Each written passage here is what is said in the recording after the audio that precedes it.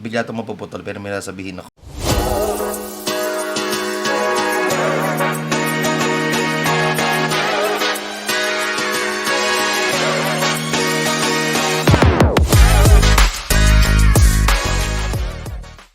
What up, fam? Good afternoon. Oras natin ngayon ay 3:30. Normal na araw. Wala namang something. Pupunta tayo dun sa lola ko mamaya kasi may iabot akong pera sa kanya. Samahan niyo ako. Alam ba? Yun nga pala, bago ang lahat, fam, gusto ko magpasalamat sa inyo. Super thank you. Siguro maliit na bagay ito sa mga nakikita nyo sa iba. Pero sa akin, sobrang galak na ng puso ko dito. Super thank you kasi nagkaroon na tayo ng 300 subscribers. Masaya ako dyan. Pero syempre, masaya ako mas marami pa tayo. Mas marami pang fam. At ayun lang, salamat sa suporta nyo. Hindi ko akalain na magkakaroon ako ng ganong karaming subs. Inisip ko nga mga 100 lang. Pero hindi, sobrang dami nyo sumusuporta.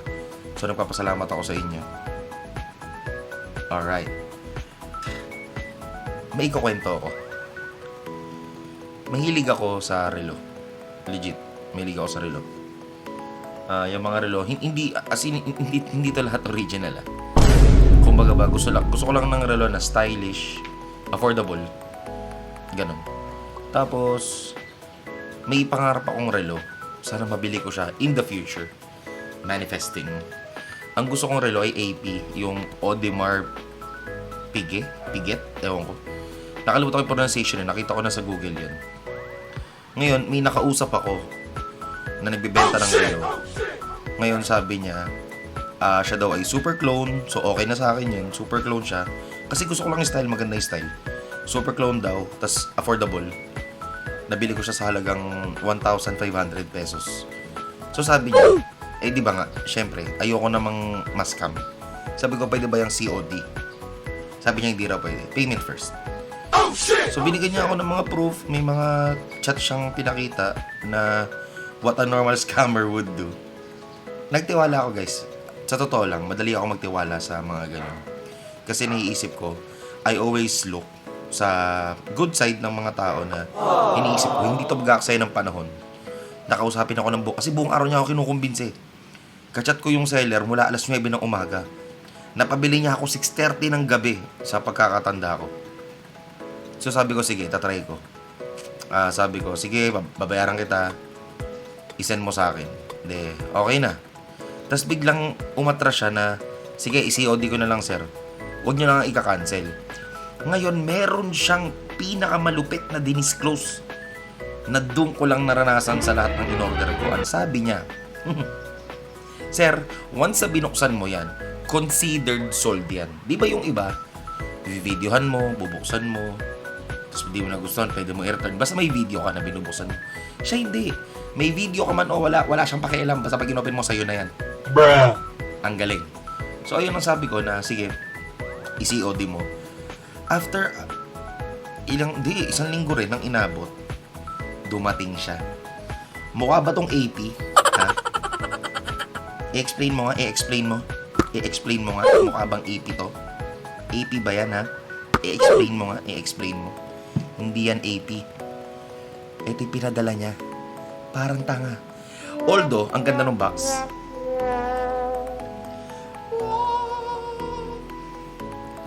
Hindi ito yung inaasahan kong dumating. Bubuksan ko para makita nyo kung gaano kapangit yung itsura. Ang pangit. So, yung dumating Rolex, wala pang logo. Oh my God! Walang logo. So, kung merong peking Rolex na nakalagay Rolex, alam mong peke agad kasi magano. Ito super peke. Meron kasing peke, semi-peke, ultra peke. Ito lagpa siya doon, ultra peke, Pro Max to. Sobra. So yun, naisip ko, buti 1.5 ang pinabayaran, 1.5 lang kasi may mga nakausap akong 4,000, 5. Pero guys, alam nyo, totoo lang, yun 1.5 na yun, inipong ko siya ng 3 sahod. Kasi ayokong yung bibili ako ng isang bigla. Tapos ganun. Para sa akin, malaki yung 1.5. So nabigla ako doon. Eh ayun, so hindi ko alam gagawin ko rito. Naisip ko bibigay ko sa ninong ko kasi una-una maliit, hindi siya kasya sa akin. Kasya, pero ayun, hindi makahinga yung wrist ko. So hindi. Nalalak ko naman siya, nasasara siya. Pero mga 1 minute parang, uy, parang ang sakit. Na ganun ko. So yun, bibigay ko to sa ninong ko. Kasi wala siyang relo sa pagka ako pa huli nagbigay ng relo dun eh. 2023 nabigyan ko siya ng relo. So yun, doon siya nakatira sa bahay ng lola ko. Pagpunta natin doon, yun lang. Bibigay ko sa kanya. Samahan niyo ako, tingnan natin kung matutuwa siya.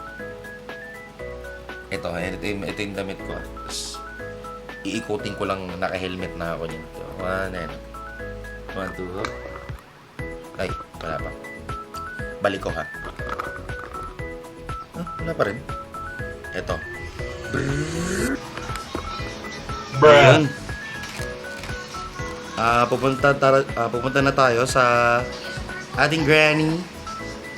Ayun lang. The next day. So yun guys, nakauwi ako galing sa mga lola ko at hindi ko na-videohan. Naulanan ako kasi di ba nga pumunta ako doon, may bibigay ako sa ninong ko. May iabot ako sa lola ko at hindi ko na-videohan dahil naulanan ako. Hindi na pwede magugumanyan ako, nag-uumulan, di ba? Eh di ba sa inselpong ko dyan. At nandito si Dustin. Tinulungan ako ni Dustin magluto, magsampay. Ayun lang. Tinulungan niya lang ako. Tapos, lingid sa inyong kaalaman. Inang lalim mo.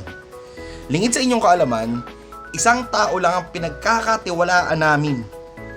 At ako mismo, personally, na siya ang talagang tigalinis ng aming aircon, tagapangalaga ng kalamigan dito sa bahay. At ayan, si Kuya Raymond. O nga pala, lalagay ko yung yung FB niya dyan sa description, tignan nyo. Mura maningil yan, naglinis ng aircon, 100 lang, di ba? Oh shit! Lugi negosyo! Ang mahalaga lang kay Kuya trabaho, pero guys, mura siya compared sa iba. Kasi may mga naanuhan ako nalinis ng aircon, mga 1.2, 1.3, 1.4. Ewan ko, sa tingin ko parang okay na yun, pero hindi ko alam, mas mura pa pala kay Kuya. Yung split type yung sinasabi ko ha. Kasi baka ipalinis yung aircon ng kumpanya nyo, syempre ibang ibang rating yun guys. Ayun, naglilinis siya ng lahat ng klase ng aircon, window type man yan, split type, kayang-kaya ni Kuya. Lalagay ko sa description. Ayan pala. Tapos, ayun lang. Shy type si Kuya. Pero tinan nyo, nakaka-amaze tignan. Ang anas. Ang galing yan.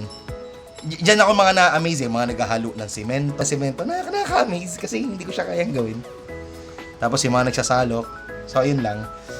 Babalik ako kayo kasi medyo maingay ito. Hindi nyo rin ako maririnig pag yan inon. Papakita ko sa inyo mamaya. Tapos, si Mama Lainey gising na rin. Lalabas siya mamaya, so makikita nyo siya. Abangan nyo na lang.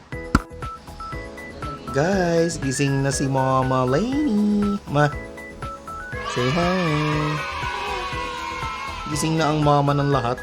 2,000 years later. Ayan. Time check natin ay 8:03. Kanina kasi medyo 6:30 yun eh. So, 8:03 na. Patapos na si Kuya. Malinis na. Ay, mali turo. Ay. Yan, tin. Clean! Naka-fan lang siya kasi kailangan matesting kung may aberya. So, ayan. Pero nasa labas pa si Kuya. Nililinis siya pa yung sa kwarto namin. Pero patapos na rin siya. At, dumating nang matagal ko nang hinihintay. Itong kaisa-isang hinintay ko ng 1, 2, 3, 4. 6 days. Bubuksan natin.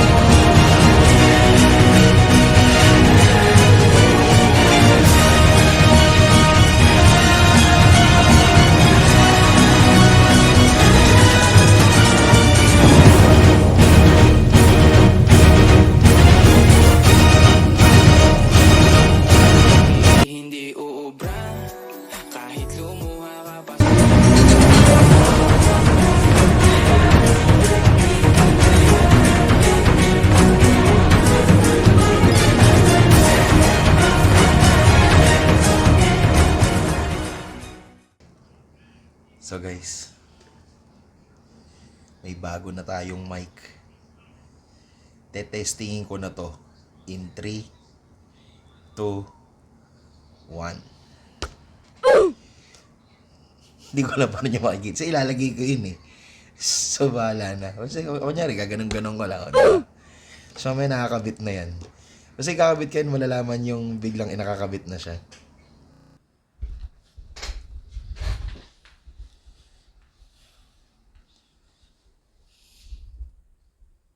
Buksan mo na. Buksan ko na. Oh, maganda. Testingin natin.